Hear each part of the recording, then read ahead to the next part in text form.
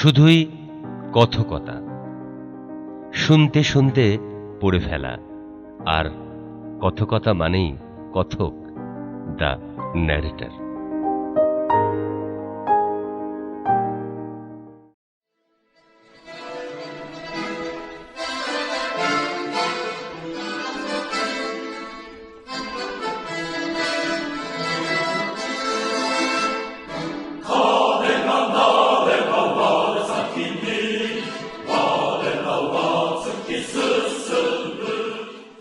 উত্তর পশ্চিম চীনে ছোট ছোট গ্রাম অসংখ্য, কিন্তু ছোট বা বড় কোনো ধরনের শহরই তেমন চোখে পড়ে না।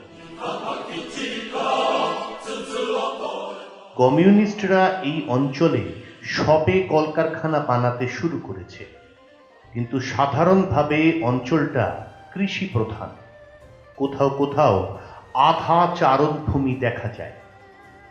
এবড়ো খেবড়ো পাহাড়ের ধার দিয়ে ঘোড়ায় চড়ে যেতে যেতে নিচে বিস্তীর্ণ সবুজ উপত্যকায় প্রাচীন পাও আন এর প্রাচীর দেখতে দেখতে যাওয়া আমার পক্ষে রীতিমতো দুরূহ ব্যাপার। পাও আন কথাটার মানে হলো সুরক্ষিত শান্তি। চীন এবং তাং আমলে উত্তরের যাযাবর হানাদারদের ঠেকানোর জন্য গড়ে তোলা সীমান্তের এক সুরক্ষিত দুর্গ এই পাও আন। অপরাহ্নের সূর্যের আলোয় ঝলমল করছে দুর্গের ধ্বংসাবশেষ। এই ধ্বংসাবশেষ ঘিরে রেখেছে সংকীর্ণ গিরিপথটিকে, যে গিরিপথ একদা মঙ্গলদের বিজয়ী বাহিনীর সামনে এই উপত্যকার প্রবেশ পথ তৈরি করে দিয়েছিল। এর ভেতরের শহরটি এখনো আছে। নগর দুর্গ রক্ষার জন্য এক সময় সামরিক ছাউনি ছিল সেখানে, আর ছিল প্রায় 1 বর্গমাইল এলাকা নিয়ে তৈরি পাথরের উঁচু প্রতিরক্ষা প্রাচীর। সম্প্রতি এসবের সংস্কার করেছে কমিউনিস্টরা। বর্তমান শহরটি এর মধ্যেই অবস্থিত।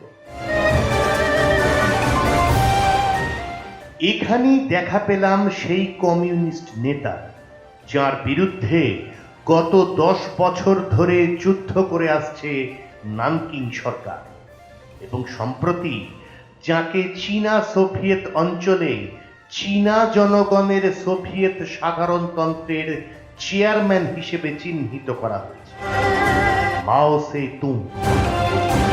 পুরনো নাম ছিল চীনের শ্রমিক ও কৃষকদের সোভিয়েত সাধারণতন্ত্র, কিন্তু কমিউনিস্টরা যুক্তফ্রন্টের সংগ্রামের নয়া নীতি চালু করার পর নামটা পাল্টে দেওয়া হয়েছে। চৌ এন লাইয়ের বেতার বার্তা পেয়ে আমার আগমনের জন্য অপেক্ষা করছিলেন এঁরা। বৈদেশিক দপ্তরের একটা ঘরে আমার থাকার ব্যবস্থা হয়েছে। এখন আমি সোভিয়েত সাধারণতন্ত্রের সাময়িক অতিথি। আমার আসার ফলে পাও আন এ বিদেশি অতিথিদের সংখ্যা বিস্ময়করভাবে বেড়ে গেল। পাশ্চাত্যের আর একজন অধিবাসী ছিলেন জার্মান।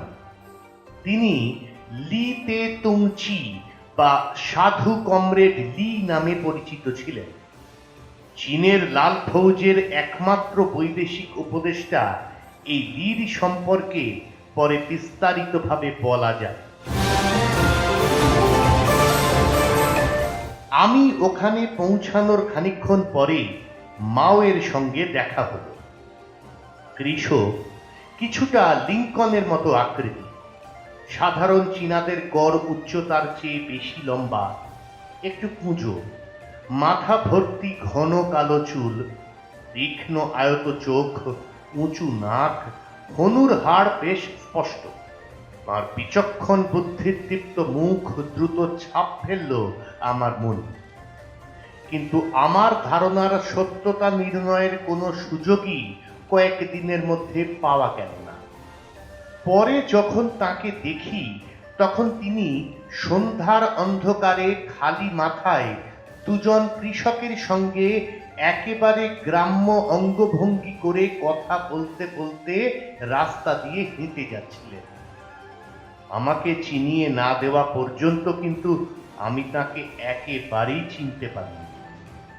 যার মাথার জন্য নানকিং সরকার $2.5 লাখ পুরস্কার ঘোষণা করেছে, তিনি অন্যান্য পথচারীদের সঙ্গে বেমালুম হেঁটে চলেছেন। আমি মাও সে তুংকে নিয়ে একটি বই লিখতে পারতাম। রাতের পর রাত বহু বিষয় নিয়ে তার সঙ্গে কথা বলেছি আমি। বহু সৈনিক ও কমিউনিস্টদের কাছ থেকে তার সম্বন্ধে অসংখ্য কাহিনী শুনেছি। তার সঙ্গে আমার যা কথাবার্তা হয়েছিল তা লিপিবদ্ধ করা আছে প্রায় 20,000 শব্দে। তিনি তার বাল্যকালের কথা, যৌবনের কথা আমাকে বলেছেন কিভাবে তিনি কুওমিন্টাং দলের এবং জাতীয় বিপ্লবের নেতা হয়েছিলেন, কেন তিনি কমিউনিস্ট হলেন এবং কিভাবে লাল ফৌজ তৈরি হয়েছে। উত্তর পশ্চিমের লং মার্চের কথা বললেন তিনি। তা নিয়ে একটা উঁচু মানের কবিতাও লিখে দিলেন আমার জন্য। অন্যান্য প্রখ্যাত কমিউনিস্টদের কথা বললেন। চু থেকে আরম্ভ করে এক যুবকের কাহিনী পর্যন্ত বললেন। এই যুবকটি সোভিয়েত সরকারের গুরুত্বপূর্ণ নথিপত্র ও দলিল সম্বলিত মহাফেজখানাকে 2টি লোহার বাক্সে পুরে নিজের কাঁধে চাপিয়ে 6,000-এরও বেশি মাইল লং মার্চে হেঁটেছিল। মাওয়ের জীবনী চীনের দীর্ঘস্থায়ী সংগ্রামের মূল কারণ বোঝার এক গুরুত্বপূর্ণ পথ নির্দেশক। তিনি যেভাবে তার ব্যক্তিগত জীবনের রোমাঞ্চকর উত্তেজনাময় দিনগুলির কথা বলেছেন, সেভাবেই লিপিবদ্ধ করেছি আমি। এখানে তার সম্পর্কে আমার ব্যক্তিগত ধারণার কথাই বরং বলা যায়। মাও ছাড়া আর কেউই চীনের পরিত্রাতা হতে পারতেন না। তার মধ্যে যেন নিয়তির এক অমোঘ শক্তি সর্বদাই ক্রিয়াশীল। তার জীবন কোনো দ্রুত পরিবর্তন বা আকস্মিক বিদ্যুৎ ঝলক নয়, বরং এক বলিষ্ঠ জীবনী শক্তির অভিব্যক্তি। প্রত্যেকেই অনুভব করত যে এই মানুষটির যাবতীয় অসাধারণত্ব অর্জিত হয়েছে বিপুল ঝুঁকি নিয়ে, এবং সে ঝুঁকির মাধ্যমে চীনের অগণিত মানুষের, বিশেষত কৃষকদের আশু প্রয়োজনীয় দাবিগুলিকে নিজের জীবনের সঙ্গে সমন্বিত করে প্রকাশ করেছেন তিনি।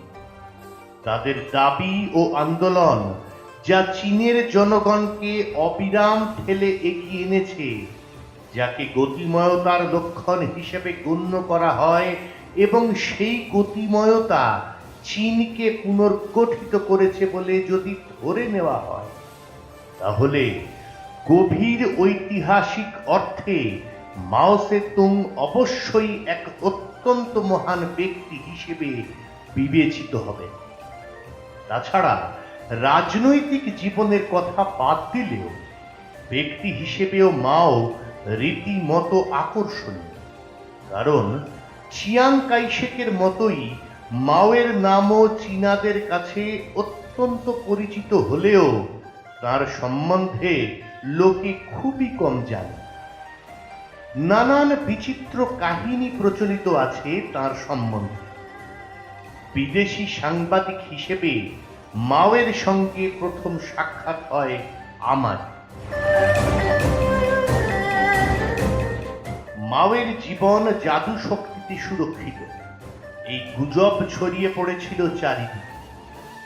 শত্রুরা বারবার তাকে মৃত বলে ঘোষণা করেছে, কিন্তু কিছুদিন পরেই সংবাদপত্রের পাতায় জীবন্ত হয়ে ফুটে উঠেছেন তিনি। সংবাদপত্রে প্রকাশিত হয়েছে মাও সে তুং আগের মতোই সক্রিয়। একইভাবে কুওমিন্টাং কর্তৃপক্ষ চু তেকে বহুবার নিহত ও সমাধিস্থ বলে ঘোষণা করেছে।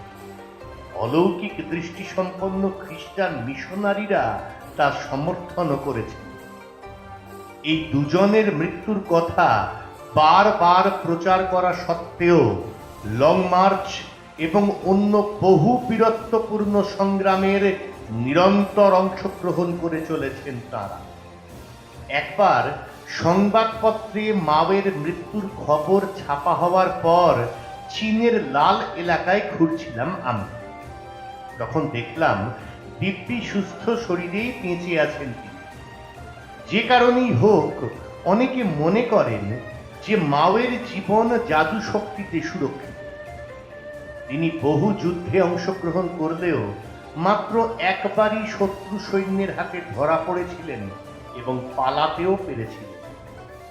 তার মাথার ওপর পৃথিবীর সব থেকে বেশি অঙ্কের পুরস্কার ঘোষণা করা সত্ত্বেও এত বছরের মধ্যে একবারও আহত হননি তিনি।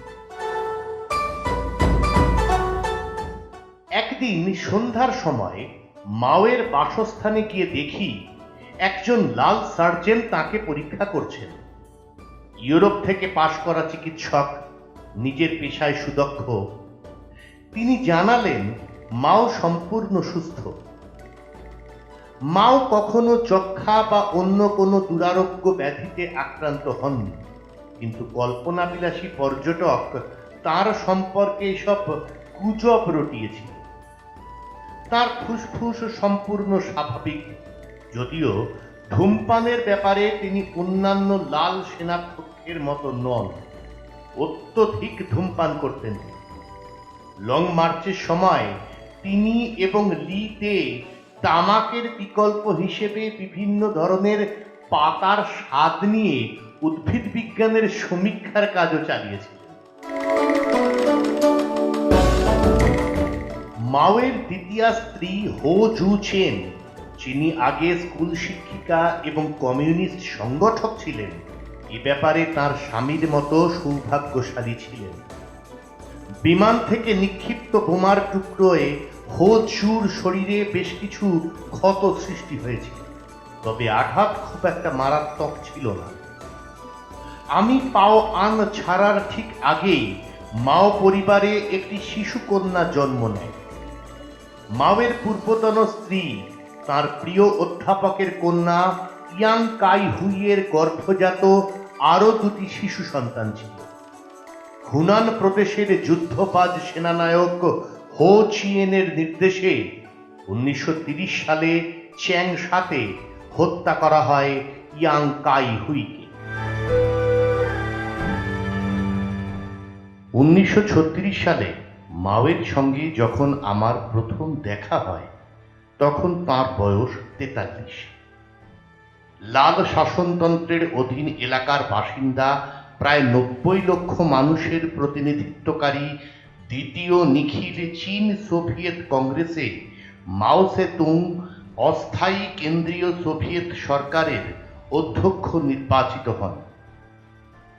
মাও সেতুং 1934-এ কেন্দ্রীয় সোভিয়েত সরকারের প্রত্যক্ষ নিয়ন্ত্রণাধীনে বিভিন্ন সর্বোচ্চ জনসংখ্যার যে হিসেব দিয়েছিলেন তা এখানে উল্লেখ করা যেতে পারে।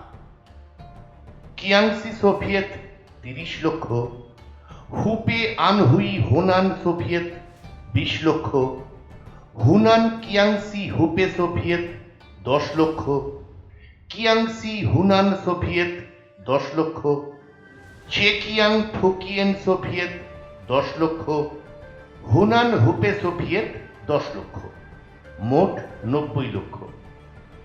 লাল ফৌজ ও লাল রক্ষী বাহিনী যেসব অঞ্চলে সক্রিয়, সেই সব অঞ্চলের সমস্ত লোক সংখ্যা যোগ করে ওই সংখ্যার অন্তত 10 গুণ যে কল্পিত সংখ্যা হয়, তার হিসেব হচ্ছে 8 কোটি।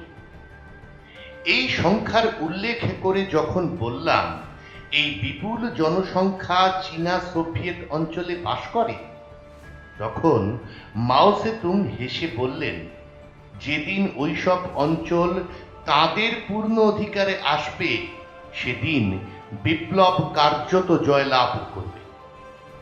যেসব অঞ্চলে লাল রক্ষী বাহিনীর দল সক্রিয়, সেখানে অবশ্যই প্রচুর মানুষ বসবাস করে। চীনের কমিউনিস্ট জগতে মাও সেতুংয়ের প্রভাব সম্ভবত যে কোনো কমিউনিস্ট নেতার প্রভাবের চেয়ে বেশি। প্রায় সব সংগঠনেরই সদস্য তিনি।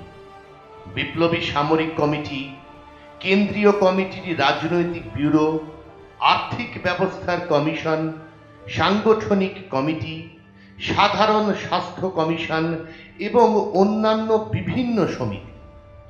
তার প্রকৃত প্রভাব অবশ্য কেন্দ্রীয় কমিটির রাজনৈতিক ব্যুরোর নিয়ন্ত্রণের মাধ্যমেই প্রতিষ্ঠিত। পার্টি সংগঠন, সরকার ও ফৌজের রাজনীতি সম্পর্কে এই রাজনৈতিক ব্যুরোর সিদ্ধান্তই চূড়ান্ত। তথাপি অন্তত এখনো অত্যন্ত সুপরিচিত ও সম্মানিত হলেও তাকে ঘিরে ব্যক্তি পূজার অনুষ্ঠান কিন্তু হয় না।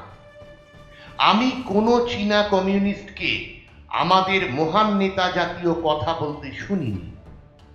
চীনের জনসাধারণের সমার্থক শব্দ হিসেবে মাওয়ের নাম ব্যবহার করার কথা কোনো দিন কানে আসেনি। আবার এমন একজনের সঙ্গেও দেখা হয়নি যিনি চেয়ারম্যান মাওকে অপছন্দ করেন। প্রত্যেকেই তাকে অধ্যক্ষ বলে অভিহিত করে, তাকে সম্মান করে। আন্দোলনে তার ব্যক্তিত্বের ভূমিকা নিঃসন্দেহে অপরিসীম। মাওকে আমার অত্যন্ত চিত্তাকর্ষক কিন্তু জটিল ব্যক্তি বলে মনে হয়েছে। চীনা কৃষক সুলভ স্বাভাবিকতা ও গ্রাম্য সারল্যের পাশাপাশি তার আছে দারুণ রসবোধ। হো হো করে গ্রাম্য সারল্যে হাসতে ভালোবাসে। নিজের সম্বন্ধে কথাবার্তায় এবং চীনা সোভিয়েতের ত্রুটি বিচ্যুতির বিষয় নিয়েও হো হো করে না হেসে থাকতে পারেন না। একেবারে শিশু সুলভ হাসি। তবে তার জন্য তার বিশ্বাস কিন্তু এতটুকু টলত না। সোজা কথার মানুষ, সরল জীবন যাপন। কেউ কেউ তাকে স্থূল ও অমার্জিত বলেও মনে করত। তা সত্ত্বেও মাও হচ্ছেন বাস্তবতা বোধ এবং প্রখর বুদ্ধির সঙ্গে সরলতার এক অপূর্ব মিশ্রণ। মাও সম্বন্ধে আমার প্রাথমিক ধারণা, অর্থাৎ স্বভাবগতভাবে তিনি বিচক্ষণ, এটা সম্ভবত সঠিক। তাছাড়া তিনি চীনের ধ্রুপদী সাহিত্যের এক অবিসম্বাদিত পণ্ডিত। যা পান সব পড়েন। দর্শন ও ইতিহাসের গভীর মনোযোগী ছাত্র, সুবক্তা, অসাধারণ স্মৃতিশক্তি ও মনঃসংযোগের আশ্চর্য ক্ষমতা সম্পন্ন ব্যক্তি। শক্তিমান লেখক, নিজের ব্যক্তিগত অভ্যাস ও বাহ্যিক চেহারার ব্যাপারে নিতান্তই অমনোযোগী, কিন্তু কাজকর্মের প্রতিটি বিষয়ের অতি খুঁটিনাটি ব্যাপারেও চূড়ান্ত সতর্ক, অক্লান্ত কর্মক্ষমতা এবং রাজনীতির নীতি বিষয়ে প্রভূত প্রতিভার অধিকারী। এটা অত্যন্ত কৌতূহলোদ্দীপক যে অনেক জাপানিও মাওকে জীবিত চীনাদের মধ্যে সব থেকে দক্ষ রাজনীতিবিদ বলে মনে করে। কমিউনিস্টরা পাও আন এ কতকগুলো নতুন বাসস্থান তৈরি করেছিল, কিন্তু আমি ওখানে থাকার সময় বাসস্থানের ব্যবস্থা ছিল নিতান্তই আদিম ধরনের। মাও আর তার স্ত্রী একটা 2 কামরার গুহাঘর বা ইয়াক ভাঙে বাস করতেন। কামরাটির দেয়ালে মানচিত্র ঝুলত। মাও নিদারুণ দুর্দিনের সঙ্গে যেমন পরিচিত, তেমনি ধনী কৃষকের পুত্র হিসেবে সুদিনও দেখেছেন। মাও দম্পতিরও চৌয়ের বিলাসের মতোই প্রধান বিলাস ছিল একটি মশাই। তাছাড়া লাল ফৌজের অন্যান্য সাধারণ সৈনিকদের মতোই ছিল তাঁদের জীবনযাপন। লালদের 10 বছর নেতৃত্ব দেওয়ার পর এবং ভূস্বামী, উচ্চপদস্থ কর্মচারী ও কর সংগ্রাহকদের বহু সম্পত্তি বাজেয়াপ্ত করার পর তিনি একটা কম্বল পেয়েছিলেন, আর ছিল 2 জোড়া সুতির উর্দি এবং ব্যক্তিগত ব্যবহারের কিছু জিনিসপত্র। তিনি ছিলেন লাল ফৌজের নেতা ও চেয়ারম্যান, তবুও নিজের কোটের কলারে লাল ফৌজের সাধারণ সৈনিকের সামরিক নিদর্শন হিসেবে দুটি লাল ফিতের স্মারক চিহ্ন ছাড়া আর কিছু ব্যবহার করতেন না তিনি। গ্রামবাসীদের ও সামরিক শিক্ষানবিশদের অনেক জনসভায় এবং লাল অনুগামীদের সভায় ও লাল রঙ্গমঞ্চে মাও সেতুংয়ের সঙ্গে অভিনয় দেখতে গেছি আমি। সকলের অগোচরে ভিড়ের মধ্যে বসতেন তিনি, প্রাণ খুলে আনন্দ উপভোগ করতেন। আমার মনে আছে জাপ বিরোধী নাট্যমঞ্চে দর্শকদের মধ্য থেকে একবার দাবি উঠল যে চেয়ারম্যান মাও সেতুং এবং হুংচুং তাসুয়ের বা লাল ফৌজের বিশ্ববিদ্যালয়ের অধ্যক্ষ ও চিয়াং কাইশেকের প্রাক্তন সৈন্যদের মধ্যে একদা বিখ্যাত তরুণ শিক্ষানবিশ 28 বছর বয়সী লিন পিয়াওয়ের একটা দ্বৈত সঙ্গীত হোক। স্কুলের ছাত্রদের মতো লজ্জায় রাঙিয়ে উঠলেন লিন। একটা চমৎকার বক্তৃতা দিয়ে দর্শকদের দাবি অনুযায়ী গান থেকে রেহাই পেলেন তিনি এবং তার বদলে নারী কমিউনিস্টদের গান গাইতে আমন্ত্রণ জানালেন। মাওয়ের খাদ্য অন্যান্য সকলের মতোই ছিল, তবে হুনানবাসী হিসেবে দক্ষিণীদের মতো আইলা বা গোলমরিচের ঝালের ওপর ভীষণ আসক্তি ছিল না। তার রুটিও গোলমরিচ দিয়ে সেঁকা হতো। এই আসক্তিটুকু ছাড়া কি খেলেন তা নিয়ে এতটুকুও মাথা ঘামাতেন না তিনি। এক রাতে খেতে বসে ঝাল প্রিয়রা যে ভালো বিপ্লবী হয় সে ব্যাপারে এক দীর্ঘ তত্ত্ব হাজির করলেন মাও। প্রথমে তিনি বললেন তার নিজের প্রদেশ হুনানের কথা। বহু বিপ্লবীর জন্মস্থান হিসেবে হুনান বিখ্যাত। তারপর নিজের তত্ত্বের সমর্থনে স্পেন, মেক্সিকো, রাশিয়া আর ফ্রান্সের উদাহরণ দিলেন। কিন্তু তাকে হাসি মুখে পরাজয় স্বীকার করে নিতে হলো যখন একজন কমরেড তার যুক্তি খণ্ডন করে ইতালীয়দের বহু প্রচারিত ঝাল ও রসুন প্রীতির কথা উল্লেখ করল। তথাকথিত লাল দস্যুদের ঝাল লাল লঙ্কা নামে ছোট্ট একটা মজাদার গানের কথাও উল্লেখ করল। এই গানটিতে বলা হয়েছিল খাদকের জন্য অপেক্ষারত লঙ্কার উদ্ভিদজাত অর্থহীন অস্তিত্বের প্রতি বিতৃষ্ণার কথা এবং বাঁধাকপি, মটরশুঁটি ও শাক প্রভৃতি অমেরুদণ্ডী উদ্ভিজ্জদের সন্তুষ্টি নিয়ে কিভাবে উপহাস করা হয়েছে তার কথা। পরিশেষে উদ্ভিদ জাতদের নিয়ে বিদ্রোহ পরিচালনার কথা দিয়ে শেষ হয়েছে গানটি। গানটি মাওয়ের খুব প্রিয়। মাও নিজেকে বড় ভাবার ব্যাধি থেকে মুক্ত ছিলেন বলেই আমার মনে হয়েছে।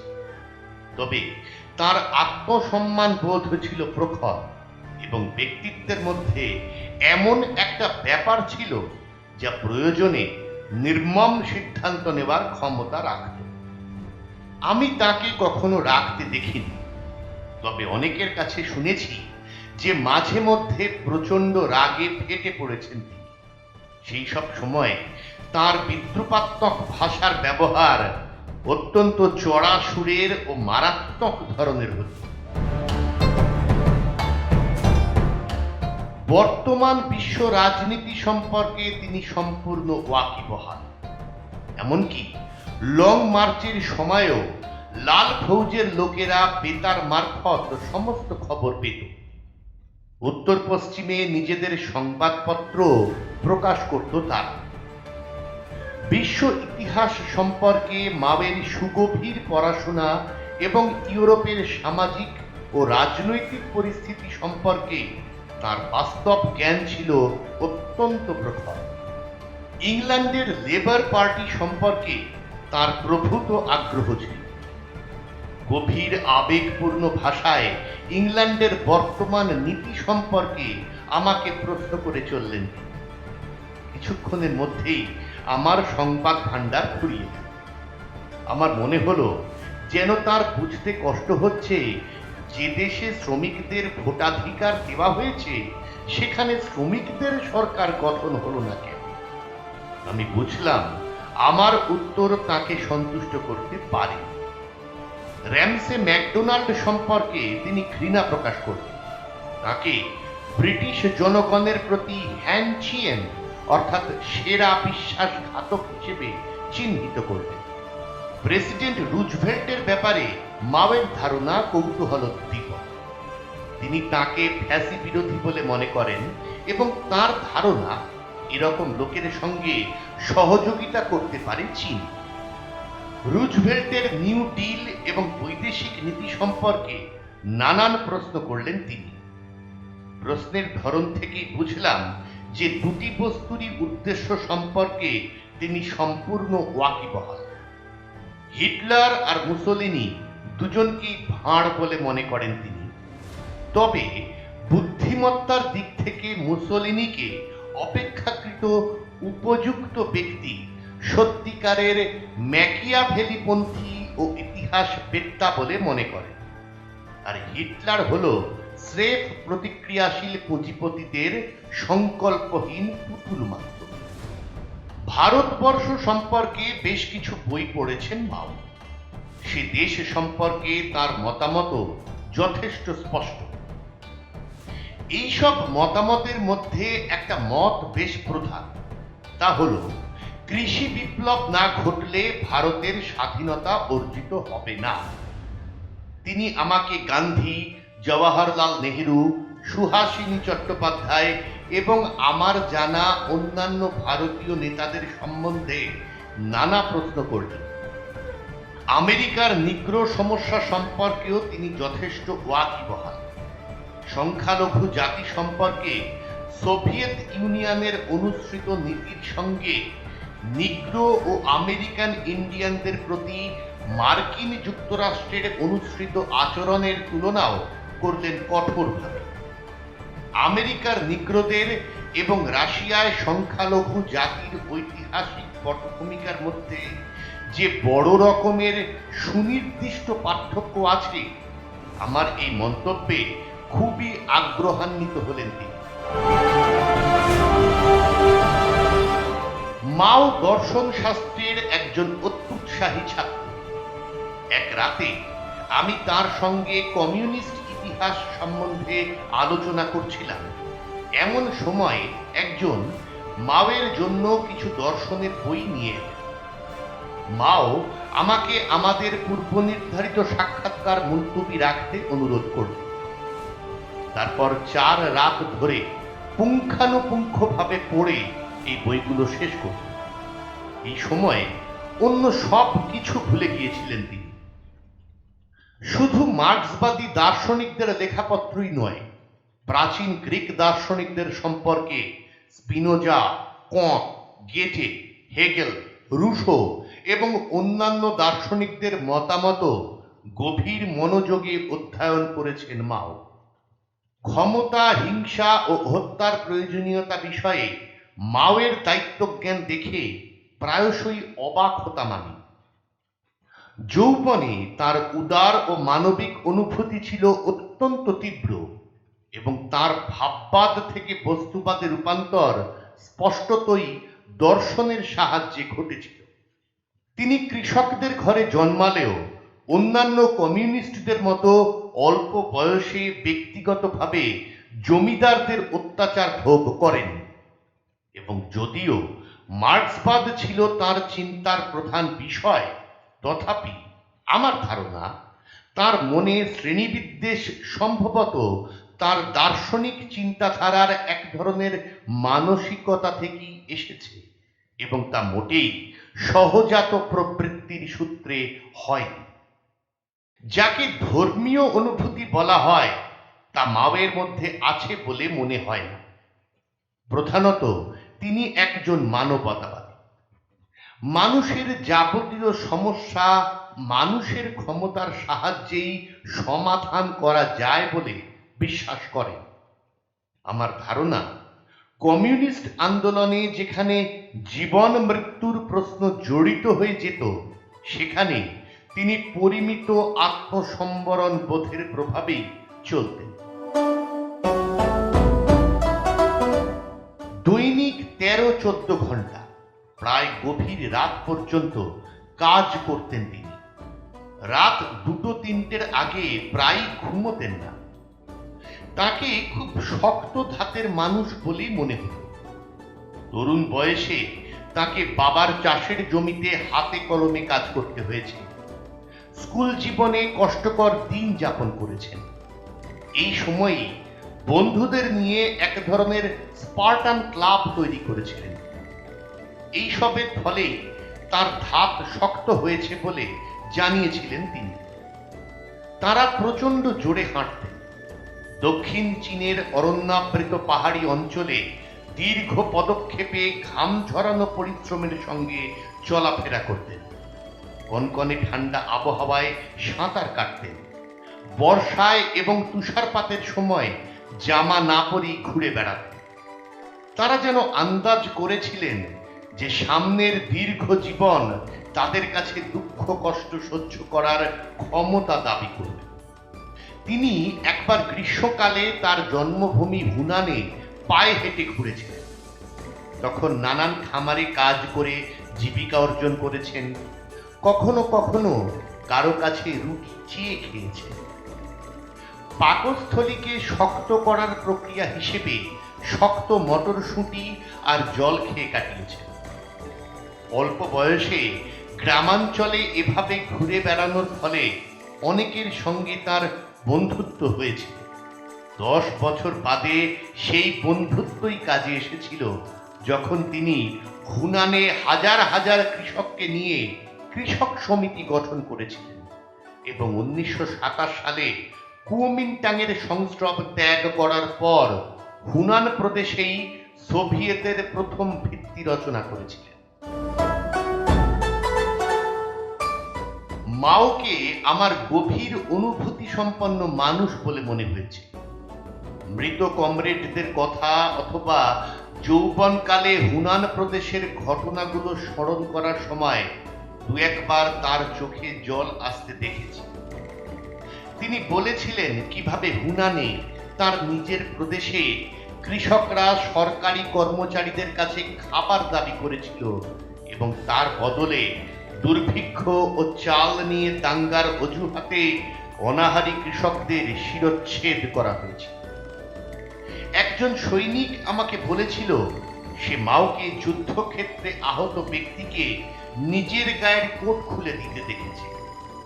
তারা বলেছিল যখন লাল ফৌজের সৈনিকদের জুতো ছিল না তখন মাও নিজেও জুতো পরতে রাজি হননি। তথাপি মাও চীনের বুদ্ধিজীবীদের কাছ থেকে তেমন সম্মান পেয়েছেন বলে মনে হয় না। তিনি অসাধারণ মানসিক শক্তি সম্পন্ন ছিলেন বলে যে পাননি তা নয়, বরং তার কৃষক সুলভ ব্যক্তিগত অভ্যাসগুলোর জন্যই পাননি। পারেটোর চীনা শিষ্যরাও বোধহয় তাকে এক অদ্ভুত মানুষ বলেই মনে করতেন। একদিন কথা বলতে বলতে মাও অন্য মনস্কভাবে পাজামার দড়ি খুলে ফেলে আগন্তুকদের খুঁজছিলেন। এই অবস্থায় থাকলে পারেটো হয়তো তার দেহে এভাবেই আগন্তুকদের খুঁজতেন, কিন্তু আমি নিশ্চিত যে পারেটো কখনোই লাল ফৌজ বিশ্ববিদ্যালয়ের অধ্যক্ষের সামনে তার পাজামা খুলতেন না। একবার মাওকে সত্যিই যা করতে দেখেছি। আমি তখন লিন পিয়াওয়ের সঙ্গে আলোচনা করছিলাম। গুহাঘরের মধ্যে ভীষণ গরম। বিছানায় শুয়েছিলেন মাও। পাজামা খুলে গেছে। টানা 20 মিনিট ধরে গভীর মনোযোগে দেওয়ালে টাঙানো সামরিক মানচিত্র দেখে চলেছেন। লিন পিয়াও মাঝে মাঝে এসে নানান ঘটনার দিন ও নাম জিজ্ঞেস করে যাচ্ছেন, কারণ ওই সব নাম ও তারিখ সম্বন্ধে মাওয়ের স্মৃতি একেবারে নির্ভুল। বাহ্যিক চেহারার প্রতি তার সম্পূর্ণ উদাসীনতার সঙ্গে তার আত্মনিমগ্নতা খাপ খেয়ে গিয়েছিল। যদিও চীনের কে ও কারা গ্রন্থে বিশিষ্ট রাজনীতিবিদদের ছবি হিসেবে মাওয়ের চরিত্র চিত্রণের যাবতীয় উপকরণই হাতের কাছে মজুদ আছে। মাত্র কয়েক সপ্তাহের অসুস্থতা ছাড়া লং মার্চের বাকি পুরো সময়টা অন্যান্য সাধারণ সৈনিকদের মতো মাও পায়ে হেঁটেই পার হয়েছে। বিশ্বাসঘাতকতা করে কুমিনটাঙে গেলে তিনি উচ্চ পদ ও সম্পদ সবই পেতে পারতেন। এ ধরনের বিশ্বাসঘাতকতা লাল ফৌজের কিছু কিছু সেনানায়ক করেছেন। যে কঠিন অনমনীয়তায় 10 বছর ধরে নীতিতে অবিচল আস্থা রেখে চলেছিল কমিউনিস্টরা, তার সম্পূর্ণ মূল্যায়ন ততক্ষণ করা যাবে না যতক্ষণ না চীনে রূপোর বুলেটের ইতিহাস জানা যাবে, যে বুলেটের বিনিময়ে অনেক বিদ্রোহীকেই কিনে নেওয়া সম্ভব হয়েছিল। মাওয়ের অনেক ঘোষণা আমি পরীক্ষা করে দেখেছি এবং সাধারণত সেগুলো সঠিক বলে প্রমাণিত হয়েছে। তিনি আমার ওপর সামান্য রাজনৈতিক প্রচার চালিয়েছিলেন ঠিকই, কিন্তু অদস্যু এলাকায় যে প্রচারের সম্মুখীন আমাকে হতে হয়েছিল তার সঙ্গে এর কোনো তুলনাই চলে না। তিনি কখনো আমার লেখা কিংবা ছবি তোলার ওপর নিষেধাজ্ঞা আরোপ করেননি এবং এই সৌজন্যের জন্য আমি কৃতজ্ঞ। আমি যাতে সোভিয়েত অঞ্চলে জীবনযাত্রার বিভিন্ন দিক ব্যাখ্যা করার উপযুক্ত তথ্যসমূহ পাই, তার জন্য যথাসাধ্য চেষ্টা করেছিলেন তিনি।